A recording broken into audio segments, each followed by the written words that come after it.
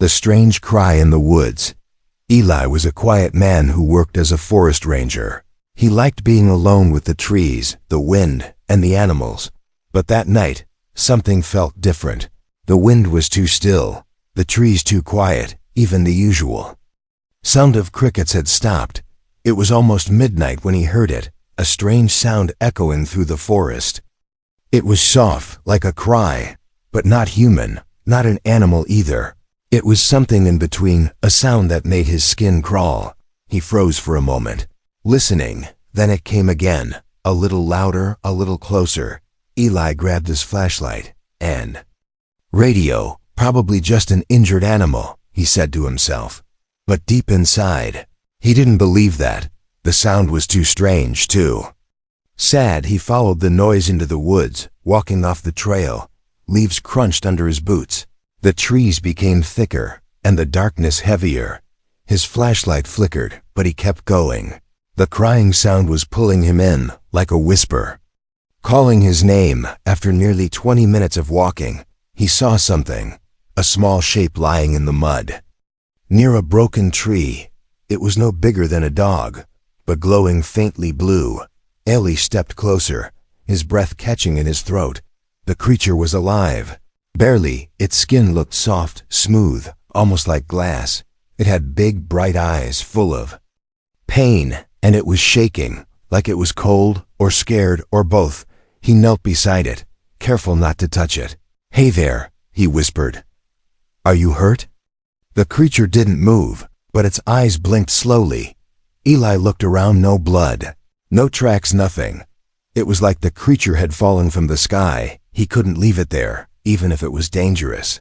It was dying, and he couldn't let anything suffer like that. So gently, he picked it up, wrapping it in his jacket.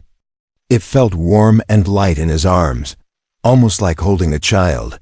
He made his way back to his cabin, faster this time. The wind picked up, howling through the trees. Branches moved as if something was watching him. He didn't stop to look. He just kept moving. When he reached the cabin, he placed the creature on a blanket near the fireplace. He cleaned the mud from its body. Using soft cloth and warm water, it didn't resist. But its breathing remained slow. He didn't know what to do. He tried calling the wildlife center, but his radio gave only static. His phone had no signal either. That had never happened before. Suddenly, the lights flickered, then went out. The fire was the only light left in the room. Outside, thunder rolled across the sky. Eli looked down at the creature. Its glow was getting brighter, pulsing slowly like a heartbeat. Then, the creature opened its eyes wide, glowing, filled with fear. It looked at Eli and spoke, not with sound, but straight into his mind. "Please," the voice said, "don't let them find me." Eli stepped back, shocked. "What are you?" he whispered. The creature struggled to sit up, but it was still too weak. It looked at him with pleading eyes. "I'm not from here," it said.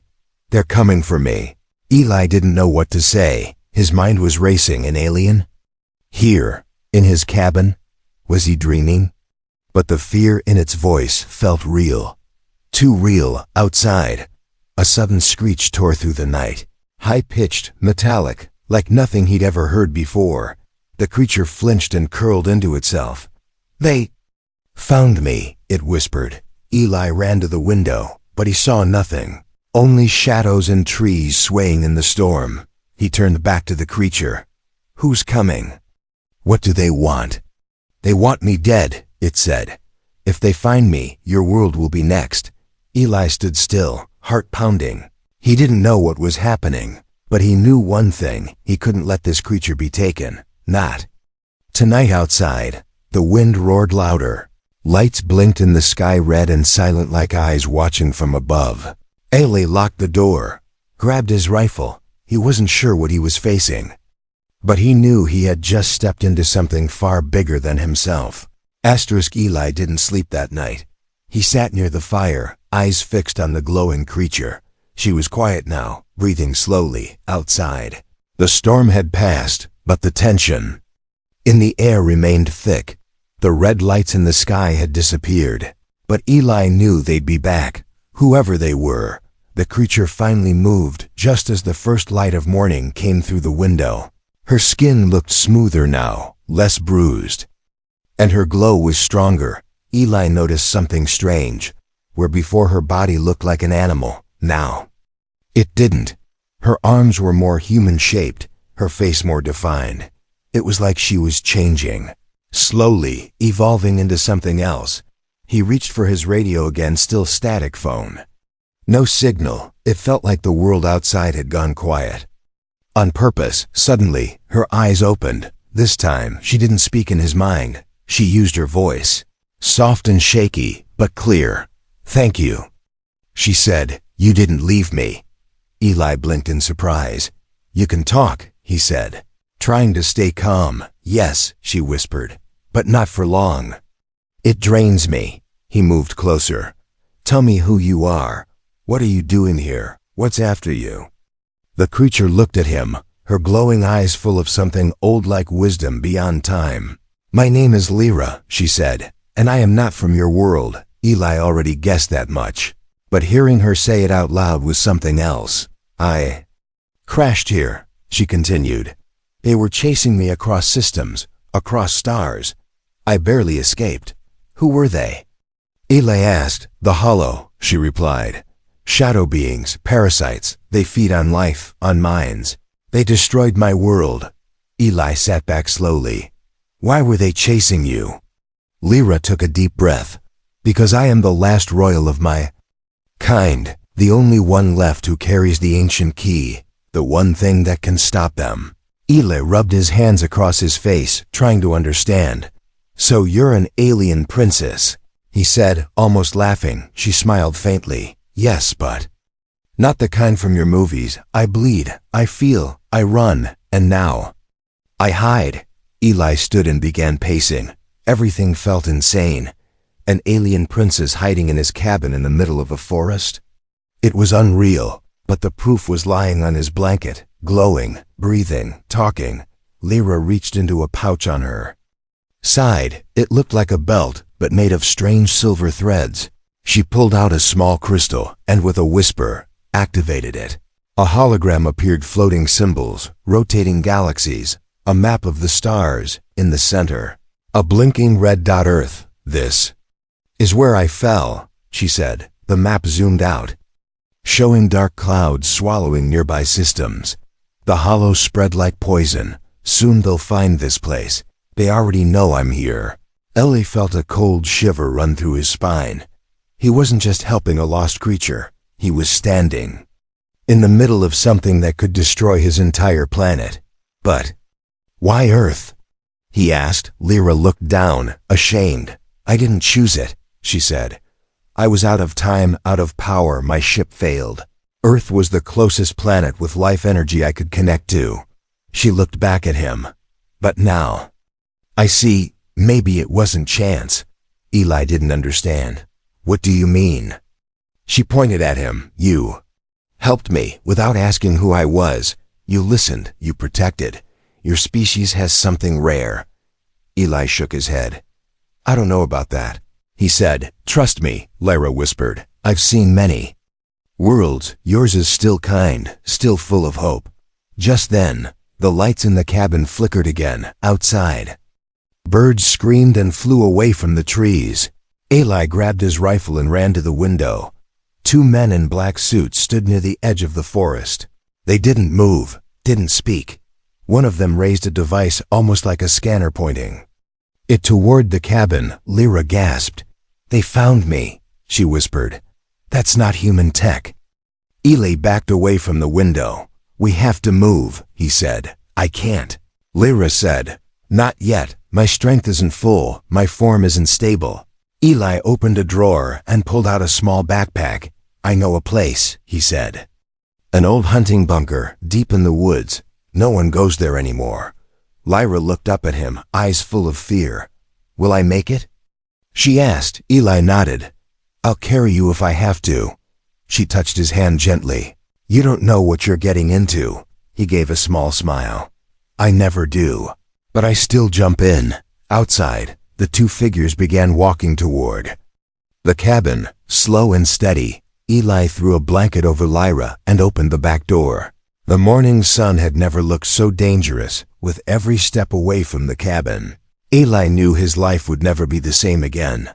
But he also knew this, whatever Lyra was, wherever she came from, he was not going to let her die, not on his watch. Not all hunters are human. The forest was different that morning, still and silent, like it was holding its breath. Eli moved fast through the trees, holding Lyra close against his chest. She was light, but her body felt warmer than before. Like energy was building inside her. Every few steps he checked behind him. But the two men in black had vanished. That made him more nervous, not less. The bunker wasn't far now. It was an old hunting shelter Eli had used years ago, hidden behind thick roots and rocks. No roads, no paths. No chance anyone could find it without a guide. But something didn't feel right. Birds were gone, animals too, no sounds at all. Even the wind had stopped. "I feel them," Lyra whispered, her voice weak. "They're close, watching." Eli tightened his grip. "Don't worry, we're almost there." 10 minutes later, they reached the bunker. It was built into the side of a hill, half covered in moss and leaves. Eli kicked open the old wooden door, stepped inside, and locked it behind them. The air was dusty, but safe. Stone walls, one small bed, emergency lights, still working after all these years. He laid Lyra down gently. Her skin flickered with blue light, and her hands twitched. She was in pain, but she didn't scream. "I need time," she said. "Time to change, time to heal." Eli nodded. "I'll buy you as much time as I can." But he didn't know how. He had no idea who or what was chasing them. All he knew was those men weren't men. That night, Eli set traps outside the bunker, tripwires, noise alarms, sharp branches. He sat with his rifle and flashlight, guarding the entrance like a soldier. But around midnight, something strange happened. The flashlight began to dim, even though the battery was full. The air turned cold, breath visible cold, and the smell of burning metal filled the room. Then he heard it, whispers, but not in English, not in any language he knew. It was like thousands of tiny voices speaking all at once. From every direction, he pointed his rifle at the door. "Come on," he whispered. "Show yourselves." Suddenly, a loud crack outside, then silence, then footsteps. But they didn't sound human. Each step was heavy, wet, like something dragging itself. Eli's heart pounded. The trap snapped, then a high-pitched screech filled the forest. Not pain, not fear, it was anger. Eli opened the door. A kraken peeked outside. What he saw made his blood freeze. A tall figure stood near the trees, body black and dripping like oil, eyes like red coals. No face, no mouth. Its body moved like smoke, shifting and stretching, and behind it, more were coming. Not the men in black, something else, the real hunters. Eli slammed the door shut, locked it, and backed away. "They're here," he said to Lyra. She opened her eyes, glowing bright now. "I can stop them, but I need help." Eli stepped closer. "Tell me what to do." Lyra reached for his hand.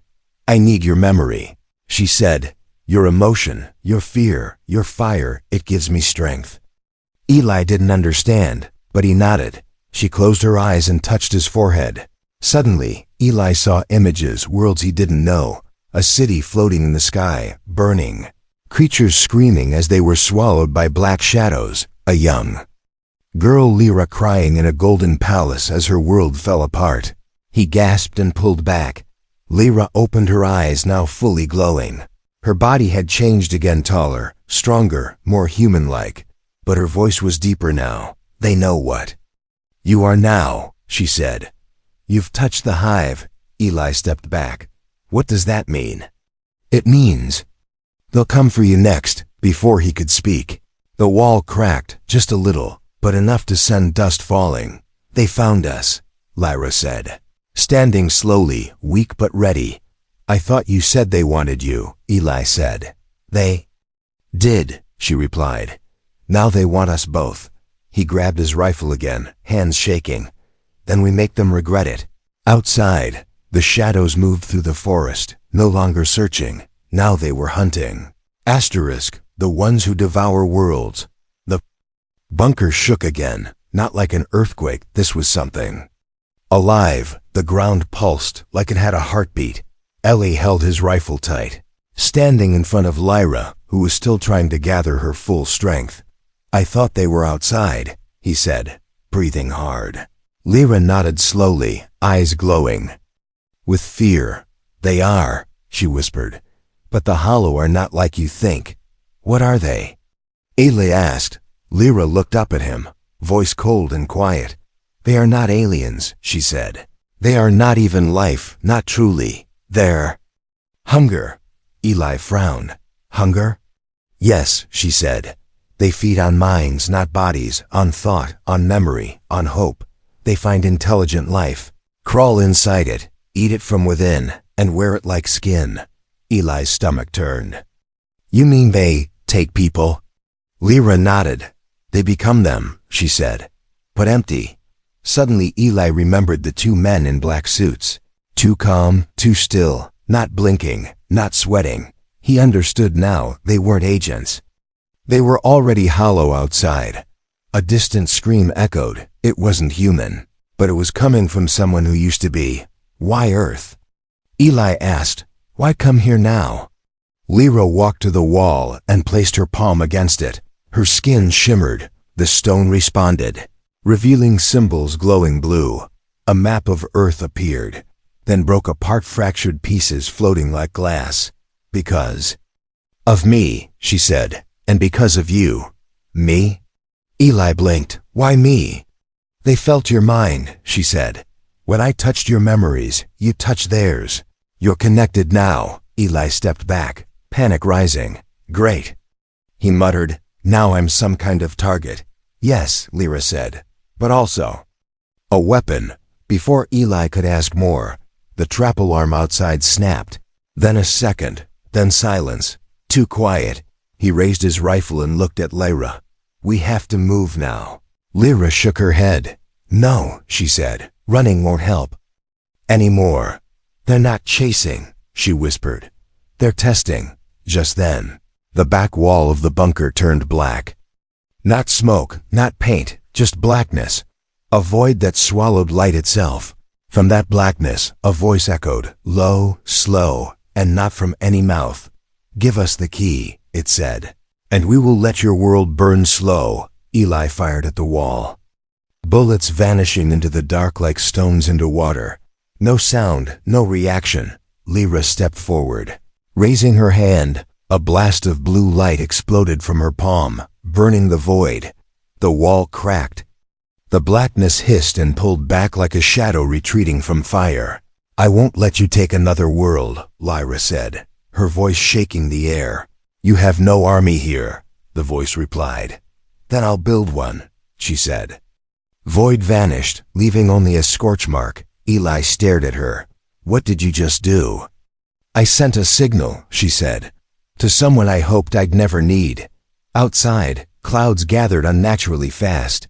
Thunder cracked loud and too close. Rain began falling, but the drops were thick and black, not water, oil. Eli stepped outside the door and looked up. The sky wasn't just dark, it was alive. Shapes moved inside the clouds. Long, slithering, and massive, like whales made of smoke. Lyra joined him, her voice grim. They're here now, she said. Not just a few. This is the beginning. Eli swallowed hard. And the person you called for help? She looked at him. She's not a person, Lyra said. She's a weapon. The thing that should never have been awakened. The beam of light faded. Silence returned. But it wasn't peace. It was the kind of silence that follows a scream. Eli stared at the crater left behind in the forest. The trees were gone, turned to ash. In the center stood a figure, tall and still, wrapped in glowing threads of silver and gold. It had no face, no eyes, but it was watching.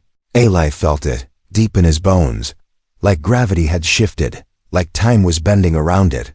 Lyra stepped forward slowly, her glow now dim. She came, she whispered. You said she was a weapon. Eli said. That doesn't look like a weapon. She's not built to fight, Lyra replied. She's built to end things. The figure moved without walking, gliding across the ground like light itself. It stopped in front of Lyra and Eli. Then, for the first time, it spoke, but not out loud. The voice echoed in their minds, calm and terrible. Designation, Elindra Unit 7, it said. Purpose, extermination of the Hollow. Lyra bowed her head.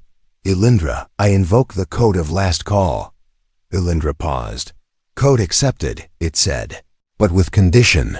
Eli stepped forward, confused. What condition? The voice responded instantly. Host exchange, one life for one world. Eli frowned. What does that mean? Lyra looked at him, her face pale. If we use Elindra's power, it will need a host, she said. A life strong enough to channel it, to anchor it. Eli's eyes narrowed. You're saying someone has to die to use her? Not die, Lyra said.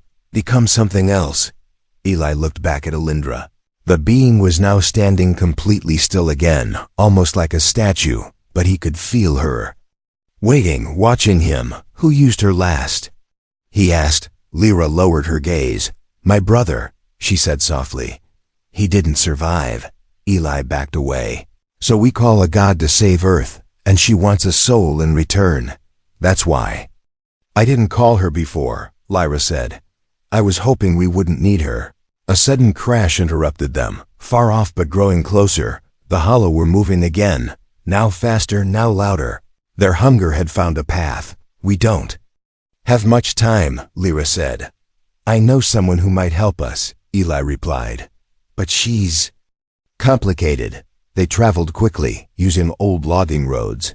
Eli led Lyra and Elindra toward an abandoned observatory on the edge of the mountain. No one had been there for years, except Dr. Miriam Cade, a brilliant scientist fired from NASA, for claiming she had spoken to something from another galaxy. Everyone called her crazy, but Eli knew better. He'd once seen one of her machines light up when no power was connected. They found her inside, working alone, her walls covered in star maps and warnings. The moment she saw Elindra, she froze. You brought that here? She said, You know what this is? Eli asked. I know what it can do, she replied. I studied the files, the lost data from Europa, the dead planet that just stopped existing one night. Lyra stepped forward. We need her, and we need you. Miriam looked from Lyra to Eli, then back at Elindra. This isn't war, she said. This is extinction on pause. She showed them her latest work, a device designed to track hollow signals.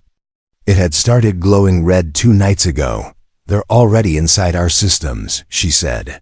They're learning our language, our tech, our cities.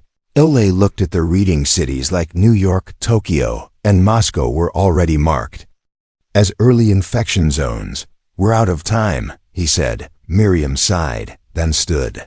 If we're using Elindra, she said, I can build a stabilizer, maybe reduce the cost of her power. How long will it take? Lyra asked. 2 days, she replied. Maybe 3, but I'll need a core. Something powerful enough to hold the link. Eli stepped forward. Use me. Everyone turned to him. No, Lyra said instantly. You're not strong enough. You're human. Exactly, he said. This is our planet. It should be a human who carries the weight. Silence followed. Even Elindra paused. Then she stepped closer. Request logged, her voice echoed. Testing candidate. Suddenly, Eli's mind was pulled away. He saw stars dying, planets being swallowed, and a little boy in a forest, crying alone. He saw every memory, every pain, every hope. And then, silence. Eli opened his eyes, breath heavy. Elindra glowed brighter. Candidate suitable, she said. Miriam stepped back. We're going to need a miracle, she whispered. Lyra looked at Eli with tears in her eyes. You don't have to do this, she said. He smiled sadly. I think I already did. Asterisk the man who became the firewall. The machine roared to life. Electric arcs danced around Elindra and Eli as the stabilizer core pulsed like a beating heart. Miriam and Lyra stood behind. Thick glass, watching every second with fear in their eyes. Inside the chamber, Eli wasn't just standing, he was changing. Not physically, but inside his memories came alive. His first heartbreak, his father's death, the lonely years in the forest, the quiet pain of being forgotten. Alindra didn't speak. She didn't need to. She absorbed, and from Eli's pain, she grew stronger. From his love, she formed a shield. From his anger, she built a sword. The lights in the observatory shattered as the link completed. A wave of white energy exploded outward, knocking down trees, breaking clouds. But the hollow didn't run. They screamed. They charged across the planet, in shadows and back alleys.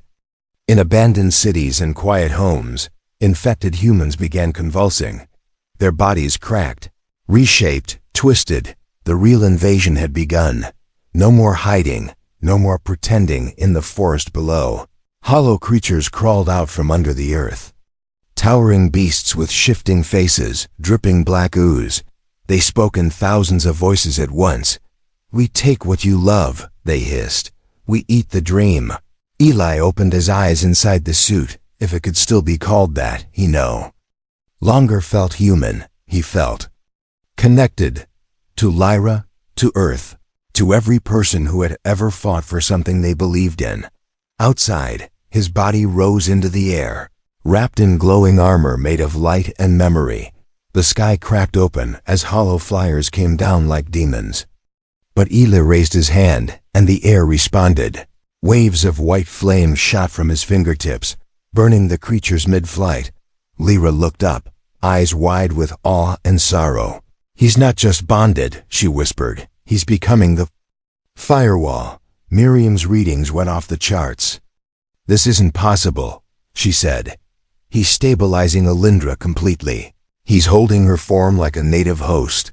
And still Eli fought. Every time a hollow came close, he remembered something, his mother's voice, a campfire at age 12, the smile of someone he once loved.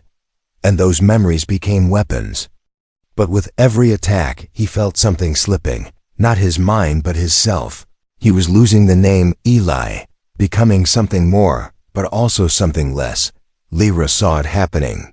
She reached out to him mentally. "Come back to me," she whispered. "I'm still here," Eli replied, "but I don't know for how long."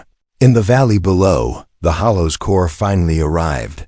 A massive living fortress of shadow and bone, crawling forward like a mountain with teeth. It spread across the forest, turning green into gray, life into silence. "This is it," Alindra's voice echoed, now fused with Eli's. "This is the infection route. If we destroy it, the link to their hive breaks." Eli soared toward it. Like a comet, the sky above him cracked with thunder that didn't come from clouds. He dove straight into the core. The hollow swarmed him, crawling over his body, trying to consume his mind. But they couldn't find purchase, because his mind was a storm, too broken, too stubborn, too human. And in that storm, something awakened. Not Alindra, not Eli, something new, a being made of memory and will. Inside the heart of the hollow, Eli saw them, all the people they had taken. Trapped in repeating memories, empty-eyed, forgotten. He reached out, and they looked up, and for the first time they remembered. Names, faces, songs, stories. The hollow began to scream. Their prison was breaking, and Eli whispered only one thing: "You don't get to erase us." Meanwhile, across Earth, the hollow began collapsing. People woke up confused but free. Cities flickered back online. The black clouds began to dissolve. But inside the hollow core, there was no more light, no more Eli, only silence. Lyra landed on the battlefield. Ash in the air, she walked into the remains of the core, and found only a single thing left behind, a glowing crystal, pulsing slowly like a heartbeat. She picked it up and closed her eyes. "I know you're in there," she said, "and I'll bring you back." The war was over, but Eli was gone, not dead, not alive. Somewhere in between, trapped in the crystal, Lyra held it close and looked to the stars. "If he's the firewall, she whispered. Then I'll be the spark that brings him home. Ash still floated in the sky like dying stars. The forest was quiet again, but it wasn't peace. It was the silence that came after something sacred was lost. Lyra stood alone in the middle of the ruin, the glowing crystal held tightly in her hands. It pulsed faintly, warm and steady, like a heartbeat buried beneath the surface. Eli's heartbeat, or what was left of it. The war was over, but victory had a price. The Hollow were gone. Their connection severed, their voices silenced. Earth had been saved. But Eli, the man who had chosen to give everything, was no longer there. Not in the sky, not in the dirt, not in her arms, only in the crystal. Miriam arrived hours later. Her lab coat ripped, her face bruised. She didn't ask what happened. She already knew. She looked at the crystal, then at Lyra. "Can we bring him back?" she asked. Lyra didn't answer right away. "I don't know," she finally said. He became more than himself, more than Alindra, more than human. They took the crystal back to the observatory. The machines were barely holding together, systems flickering like candlelight, but Miriam worked, rewiring, analyzing, hoping. Lyra watched over the crystal every second, whispering old songs from her homeworld into it. Stories of warriors, of stars that burned brighter after death. She didn't know if Eli could hear her, but she believed he could feel her one night. As rain tapped against the broken windows, the crystal began to hum, faint at first, then louder. The lights flickered in rhythm. Miriam ran in, eyes wide. "Something's happening," she said. Lyra placed both hands on the crystal and closed her eyes. "Eli," she whispered, "follow my voice." A burst of energy shot through the room. Papers flew, machines sparked, windows cracked, and then silence. Lyra opened her eyes, gasping. The crystal lay cracked in her hands, still glowing, but dimmer now. On the floor beside her, smoke rising, was a figure. Not quite Eli, not quite alien, but something in between. He opened his eyes slowly, brown with a faint shimmer of starlight. Lyra fell to her knees, tears streaming down her face. "You came back," she said. Eli tried to speak, but only a whisper escaped. "I followed your voice." The world didn't celebrate. It didn't even know.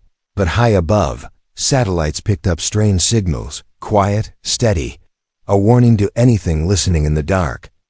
Earth was protected now, not by machines, not by weapons, but by something stronger. Eli wasn't the same. He couldn't stay in cities, couldn't sleep near too many people. There were echoes in his mind of stars, of forgotten languages, of shadows that still whispered from distant galaxies. But he was still human, still Eli. Lyra knew she couldn't stay either. Her people had heard the signal. They were coming, not to invade, but to rebuild, to protect, to remember the last royal who chose Earth over her crown. Their goodbye was quiet, no speeches, no tears. Just two people who had shared something bigger than the universe. As Lyra stepped into the beam of light that would take her home, she turned one last time. "Eli," she said, "if you ever want to see the stars again," he smiled, "I'll know where to find you." The beam vanished, and the forest was quiet once more. Eli looked up at the sky, the stars brighter than ever. He placed a hand over his chest, where the crystal used to be. Still warm, still pulsing. She was gone. But her light remained, and so did his. Not just a forest ranger anymore, not just a survivor, but the man who saved a princess, saved a planet, and chose to remember. Because some stories aren't written in books. They're written in the stars, and this one was just beginning.